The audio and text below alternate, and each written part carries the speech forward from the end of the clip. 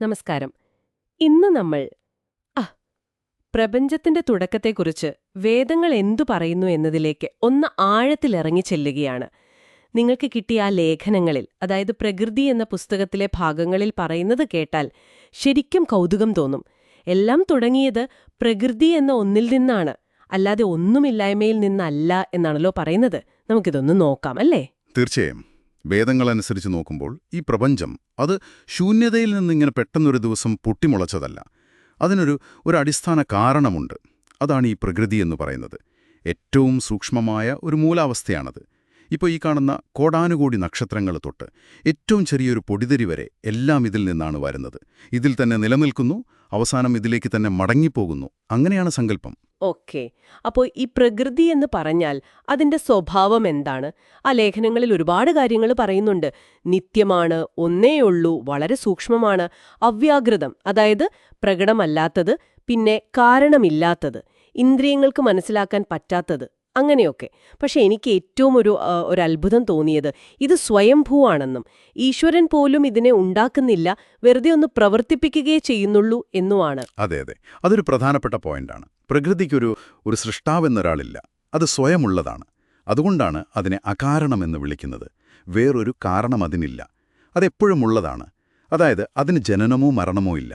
ഈ പ്രപഞ്ചമുണ്ടാകുന്നതിന് മുൻപുള്ളൊരവസ്ഥയുണ്ട്, മഹാപ്രളയമെന്ന് പറയും. ആ സമയത്ത് ഈ പ്രകൃതി യാതൊരു മാറ്റവുമില്ലാതെ എല്ലായിടത്തും ഒരേപോലെ അങ്ങനെ നിറഞ്ഞു നിൽക്കുകയാണ്. അപ്പോൾ അതിനൊരു പ്രവർത്തനവുമില്ല, പൂർണ്ണമായും നിശ്ചലം. ശരി. അപ്പോ ഒരു ചോദ്യം വരുമല്ലേ, ഇങ്ങനെയുള്ള പൂർണ്ണമായും നിശ്ചലമായ ഒരു പ്രവർത്തനവുമില്ലാത്ത ഒരവസ്ഥ, അതിൽ നിന്ന് എങ്ങനെയാണ് ഈ കാണുന്ന പലതരം കാര്യങ്ങളുള്ള ഒരു പ്രപഞ്ചമുണ്ടാവുന്നത്? ഇവിടെയാണെന്ന് തോന്നുന്നു ഈ ത്രിഗുണങ്ങൾ എന്ന ആശയം വരുന്നത്. സത്വം, രജസ്, തമസ്. ഇതിന്റെ ഒരു ബാലൻസ്ഡ് അവസ്ഥയാണ് ആദിമ പ്രകൃതി എന്ന് പറയുന്നുണ്ടല്ലോ. എന്താണ് ഈ ഗുണങ്ങൾ? ഈ 3 ഗുണങ്ങൾ അത് പ്രകൃതിയുടെ ഒരു ബേസിക് നേച്ചറാണ്. സത്വം എന്ന് പറഞ്ഞാൽ ഒരുതരം പ്രകാശം, അറിവ്, അല്ലെങ്കിൽ ഒരു അട്രാക്ഷൻ ഫോഴ്സ് പോലെ കരുതാം.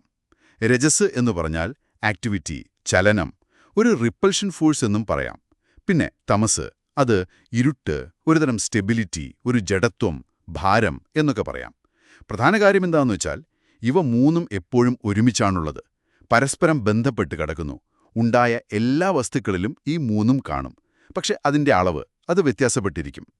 ലേഖനത്തിൽ പറയുന്നില്ലേ, തമസ്സൊന്ന് കുറഞ്ഞാൽ രജസ് കൂടും, രജസ് കുറഞ്ഞാൽ സത്വം കൂടും എന്നൊക്കെ. ആ ഒരു ഇൻറ്ററാക്ഷൻ നടക്കുന്നുണ്ട്. ഈ ഗുണങ്ങളുടെ ആ ഒരു പെർഫെക്റ്റ് ബാലൻസ് അപ്പോഴാണ് സൃഷ്ടി തുടങ്ങുന്നത്. ഓക്കെ. ഇത് നമ്മൾ ഇന്നത്തെ സയൻസിന്റെ, പ്രത്യേകിച്ച് ഈ ബിഗ് ബാങ് തിയറിയുമായിട്ടൊന്ന് താരതമ്യം ചെയ്താൽ എവിടെയാണ് നിൽക്കുന്നത്? കാരണം ബിഗ് ബാങ് തുടങ്ങുന്നത് ഭയങ്കര ഡെൻസിറ്റിയും ടെമ്പറേച്ചറുമുള്ള ഒരു പോയിന്റിൽ നിന്നാണല്ലോ. അതെ, അവിടെയാണ് വലിയ വ്യത്യാസം, വളരെ വലിയ വ്യത്യാസം. വേദവിജ്ഞാനമനുസരിച്ച് സൃഷ്ടിക്ക് മുൻപുള്ള അവസ്ഥ, ആ മഹാപ്രളയകാലത്ത് പ്രകൃതിക്ക് അതിരുകളില്ലാത്തൊരു വ്യാപ്തിയാണ്, ഇൻഫിനിറ്റ് സ്പേസ്.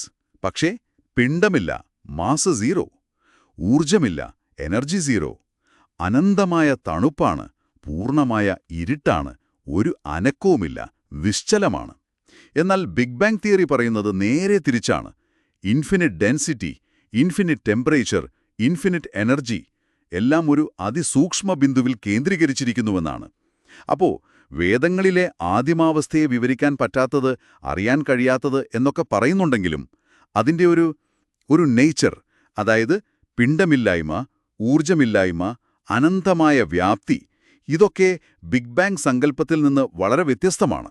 ഹോ, അപ്പോൾ ശരിക്കും പറഞ്ഞാല് വേദങ്ങൾ പറയുന്ന ആ തുടക്കം, പ്രപഞ്ചോൽപത്തിക്ക് മുൻപുള്ള അവസ്ഥ, അത് പിണ്ഡമോ ഊർജമോ ബലമോ ചലനമോ പ്രകാശമോ ഒന്നുമില്ലാത്ത ഒന്നാണെന്നാണോ? നമ്മുടെ ഇന്നത്തെ സയൻസിന്റെ ടേംസിൽ അളക്കാൻ പറ്റാത്ത, പൂർണ്ണമായും നിശ്ചലമായൊരവസ്ഥ. കൃത്യമായി പറഞ്ഞാൽ അതെ.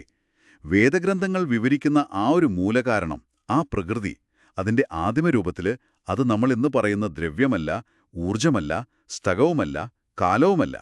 ഈ പറഞ്ഞ സത്വം, രജസ്, തമസ് എന്നീ ഗുണങ്ങൾ, അവയെല്ലാം പെർഫെക്റ്റ് ബാലൻസിൽ ഇങ്ങനെ ലയിച്ചു ചേർന്ന് ഒരു ചലനവുമില്ലാതെ അനന്തമായ ഇരുട്ടിൽ വ്യാപിച്ചു കിടക്കുന്ന ഒന്നാണ്, നമ്മുടെ ചിന്തകൾക്കും അതീതമായ ഒന്ന്. ശരി.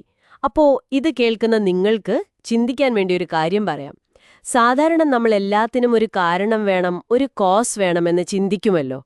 പക്ഷെ ഇവിടെ പറയുന്നത് ഈ പ്രപഞ്ചത്തിന്റെ എല്ലാം മൂലകാരണം എന്ന് പറയുന്നത് അതിന് വേറൊരു കാരണമില്ല. അത് സ്വയംഭൂവാണ്, അൺകോസ്ഡ് ആണ്.